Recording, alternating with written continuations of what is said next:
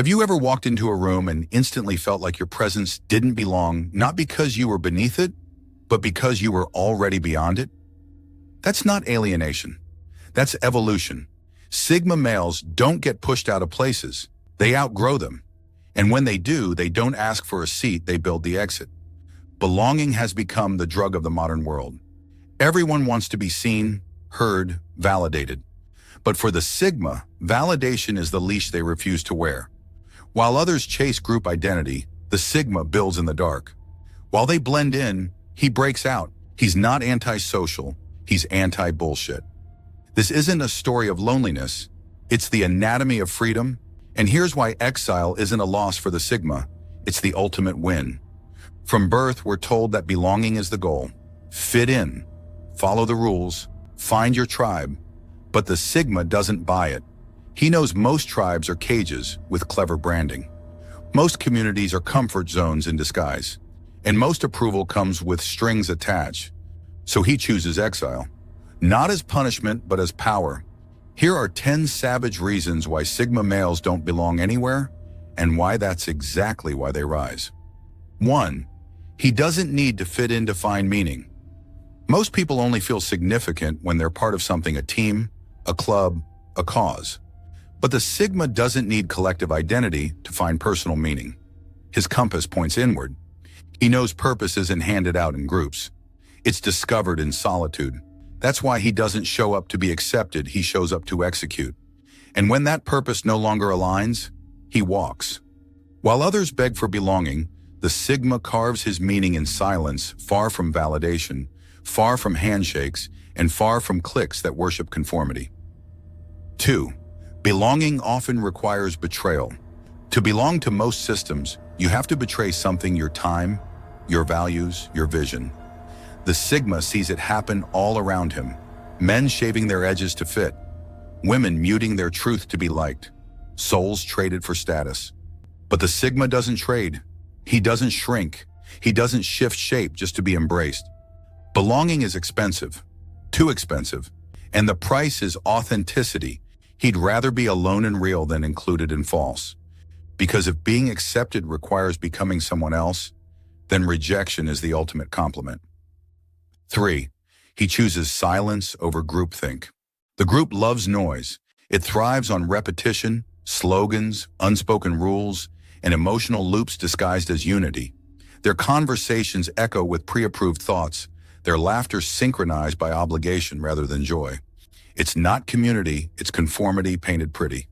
The Sigma walks in, hears the rhythm of the herd, and opts out. He doesn't play dumb just to get along. He doesn't fake agreement to earn his place. He doesn't mask dissent with silence.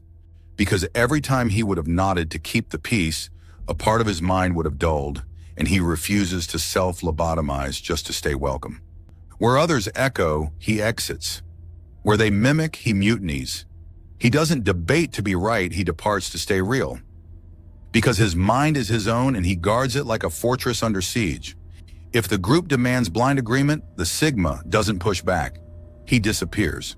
Because the loudest protest isn't conflict, it's absence. 4. He's more loyal to growth than to people. Most people stay stuck out of loyalty. Loyalty to friends who aren't growing, to lovers who aren't listening, to companies that stopped serving their potential years ago. But the Sigma doesn't stay just because he started. He doesn't measure his value in how long he's been there. He measures it in how far he can go. If staying means stagnation, he leaves. Even if it hurts, even if it burns bridges, even if it makes him the villain in someone else's story. Because he knows you can't climb if you're carrying everyone who refuses to move. 5. Exile clears the noise and reveals the path. When the Sigma steps out of the crowd, something sharpens. The noise fades. The pressure lifts. The false urgency dies. And for the first time, he can hear himself think, really think. Not about what he should do, but about what he wants to do. In the silence of exile, he finds clarity, direction, vision. He hears the subtle signals that were drowned out by the background buzz of conformity, the gut feeling, the intuition, the raw truths that don't require approval to be valid. Most people are too busy performing for the tribe to even ask what they want. They're locked into loops pleasing, posting, nodding, agreeing.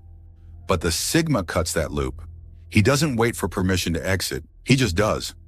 The Sigma finds his path not in applause but in absence. Not in being seen, but in seeing clearly. Because only in exile does the real signal rise raw, unfiltered, and pure.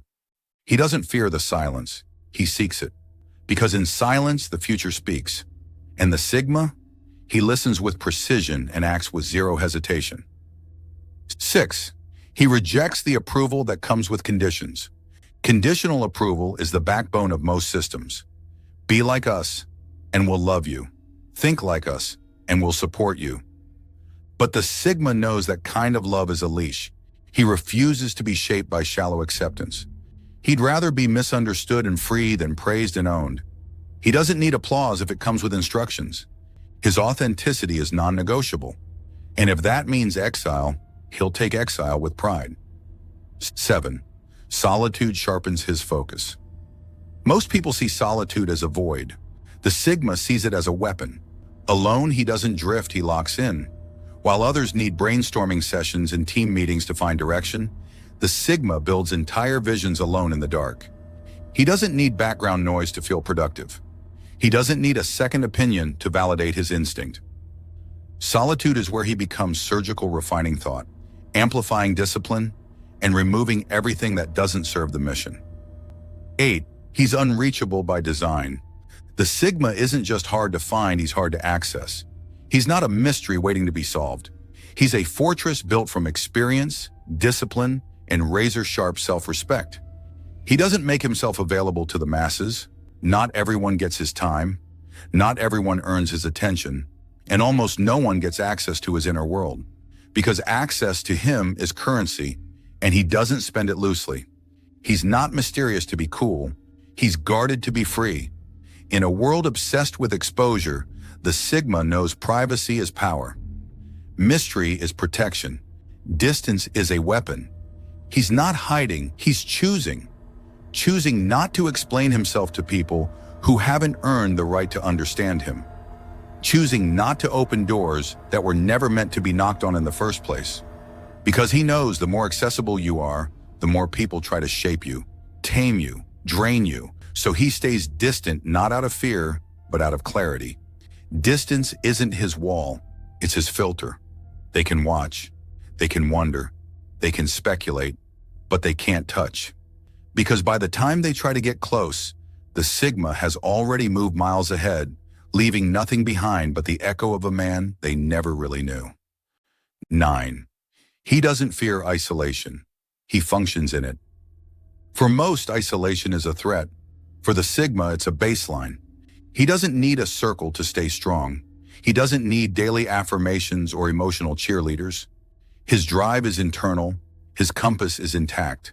His mission is self-powered. That's why he thrives in exile. He's not weakened by distance, he's refined by it.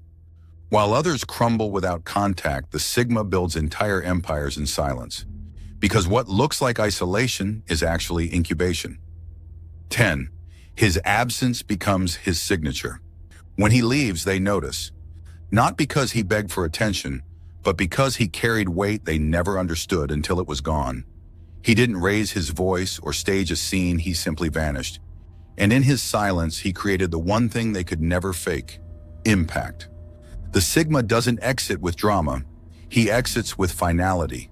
There are no goodbyes, no closure speeches, no drawn-out endings. One moment he's there solving problems, carrying weight, holding the line, and the next he's air.